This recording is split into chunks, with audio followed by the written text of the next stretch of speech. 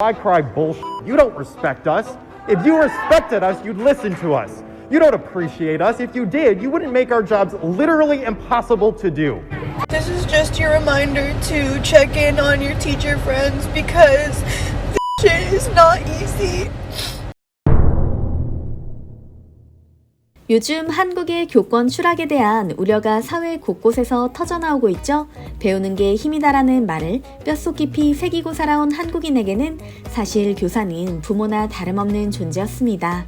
세계적인 스테디셀러 총균쇠로 유명한 제러드 다이아몬드는 한국의 교사에 대해 이렇게 말한 적이 있습니다.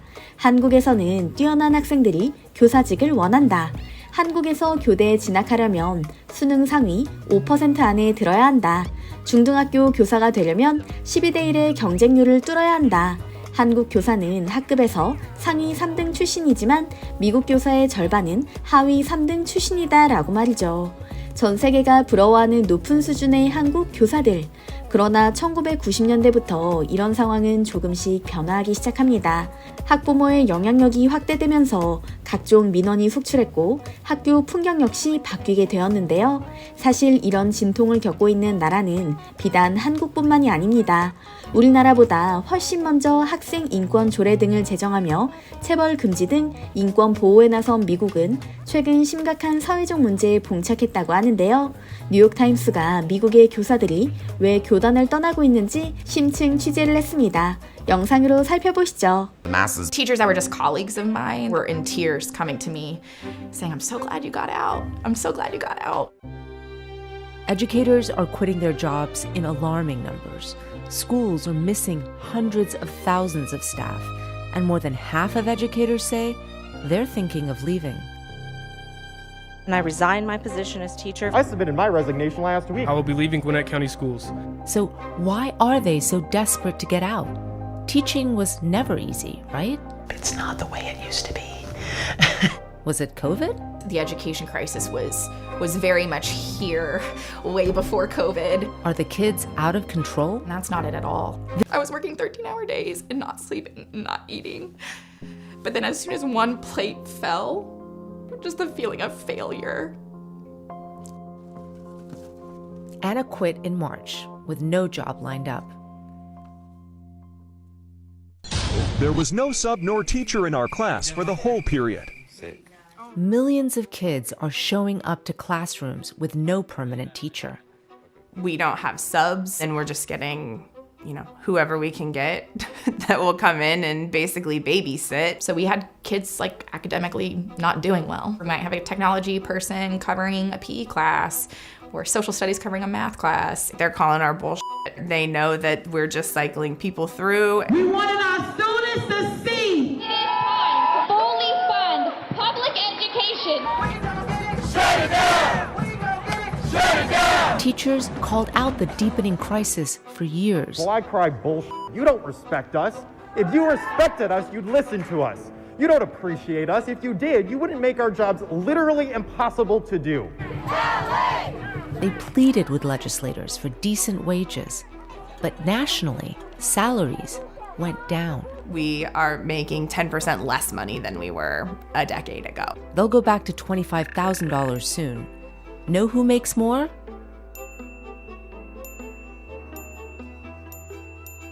Those aren't even living wages. Those are more starvation wages, and that's why people have to keep 2 and 3 jobs just to survive. I worked at an ice cream shop, grocery delivery, a tutor, waited tables, Uber and Lyft, bouncer. I work approximately 60 to 70 hours per week. I'm exhausted.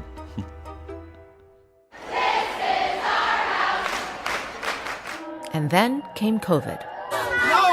They want their kids back in the classroom. The heated debate over masks is escalating into physical altercations. Masks weren't the problem.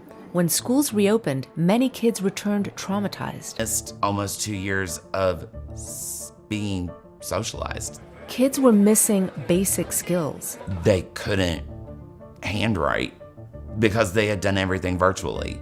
This is just your reminder to check in on your teacher friends because this shit is not easy. I'm joining the crying in your car teacher trend. Because you just feel like everything you do is shit.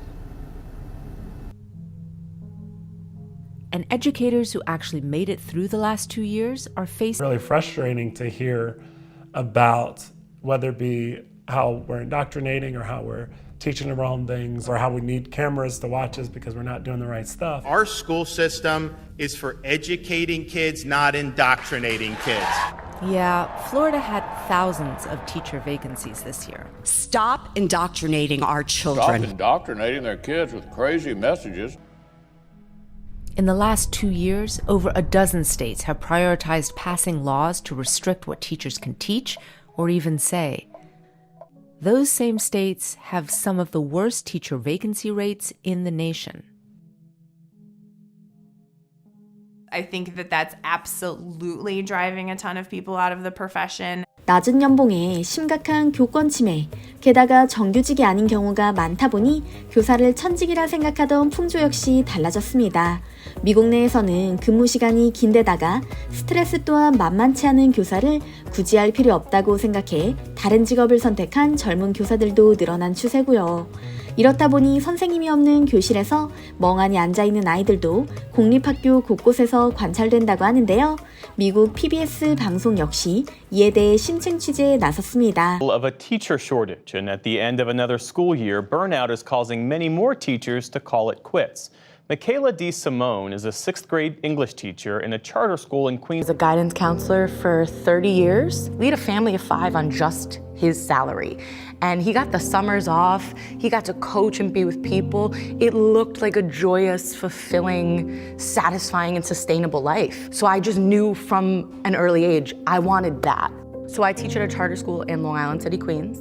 We serve grades 6 through 8, so I'm at a middle school. The biggest perk is you get to see these people and experience these important life events with them.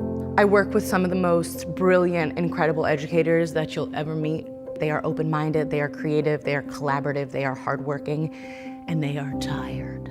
During COVID, teachers really had to learn a new job. To teach over a screen was unbelievably infuriating and demoralizing. Nobody turns their cameras on, so you don't know if they're listening, you don't know if they're there. Again, students absolutely did not have access to this technology. And that was during the phase of the pandemic where everyone was like, oh my God, pay the teachers millions of dollars, how are they doing this?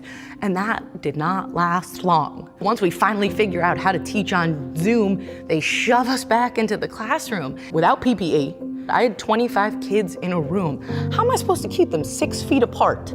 So what we saw when we got back to the classroom is, number one, your teachers are exhausted, but also the kids are exhausted. And a lot of my students had been home for a year and a half without adult supervision. The apathetic nature was frustrating and infuriating and demoralizing on a very low empathy tank and a very low resource tank.